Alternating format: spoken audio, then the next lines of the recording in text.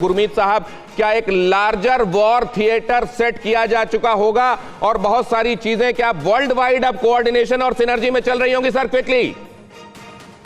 जी, आपने बिल्कुल ठीक कहा। देखिए, ये जो स्पार्क है, जो शुरुआत है, ये जो चिंगारी है, ये शुरू हो गई है। और ये ताइवान ने ये जो एक हार्ड डिसीजन लिया है और एक एक्शन दिखाया है, इससे बिल्कुल शुरुआत हो गई है।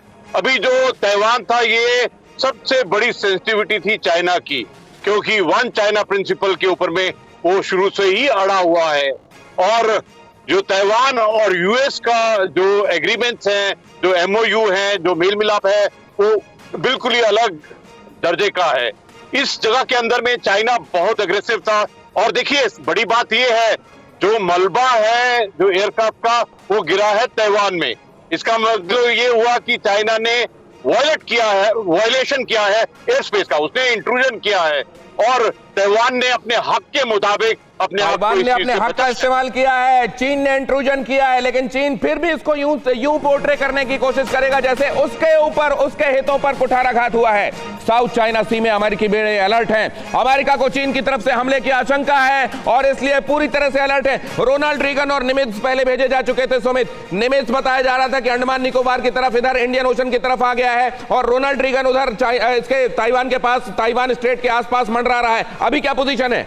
देखिए, अभी इनकी पोजीशनिंग बिल्कुल इस तरीके की है। अगर आप मान के चलिए कि कर्व के अंदर इन्होंने दो टेक्टिकल लोकेशन से, यानी इस तरफ से भी और इस तरफ से भी चीन को घेरा हुआ। और ये दोनों ही, मैं आपको बता दूं, इनके दोनों के मिसाइल्स, इन दोनों के एयरक्राफ्ट, जो फाइटर एयरक्राफ्ट जिन पे डिप्लॉय हैं एयरक्राफ्ट कैरियर पे, इनकी जद में अमेरिका सीधे तौर पर आता है। और अगर दिनेश हम बात करें चीन क्यों डरा हुआ है, चीन लगातार क्यों परेशान है, क्योंकि ना सिर्फ ये चीन के व्यापार को रोक सकते हैं, ब्लॉक कर सकते हैं, बल्कि चीन की पनडुब्बियां जो हैं, जो दूसरी चीजें हैं, उसको भी ब्लॉक कर सकते हैं। और ये एयरक्राफ्ट कैरियर अकेले नहीं चलते हैं दिनेश, इनके साथ पूरा जमावड़ा होता है, पूरा जमला होता है। खासतौर पर इनके साथ फ्रिगेट्स होती हैं, डिस्ट्रॉयर्स होते हैं, इनके साथ इनके जो दूसरे वेपन्स होते हैं वो साथ चलते हैं, पनडुब्बियां होती हैं। तो ये अपने आप में एक जंगी बेड़े की तरह होते हैं जो पूरी डिप्लॉयमेंट के साथ चलते हैं। और चीन इन्हीं बात से डरा हुआ है कि अगर ये सारी, लेकिन ये कहा जा रहा था कि इसी बात को देखते हुए कि अमेरिका अपनी तरफ से ये बड़े कैरियर शिप्स तैनात कर सकता है। ये कहा जा रहा था, अभिषेक, कि इसी के लिए डोंगफेंग 21 उसने तैयार किया है ताकि इन बेड़ों से निपट सके।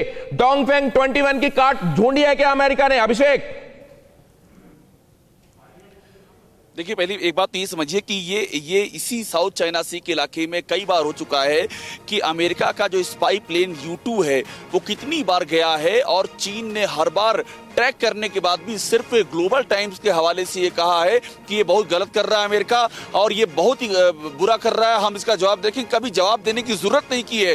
कितनी बार हुआ है ये, जिन 3 वारशिप की हम बात कर रहे हैं, 3 वारशिप साउथ चाइना सी में कितने अंदर तक गए, लेकिन चीन ने कभी कोई जवाब नहीं दिया है। तो इस बात को समझना पड़ेगा कि चीन को औकात मालूम है, उसको मालूम है कि इन वारशिप का, अमेरिका की न्यूक्लियर कैपेबिलिटी का, अमेरिका के बम वर्षक का उसके पास कोई तोड़ नहीं है। तो वो सिर्फ और सिर्फ पॉस्चरिंग है। और ये ताइवान वाली जो कहानी है, ये मान लीजिए कि ताइवान वाली कहानी एस्केलेट करने वाली है और एस्केलेट करके ये सीधा साउथ चाइना सी में आएगी और चीन के लिए सबसे बड़ी मुसीबत यही है।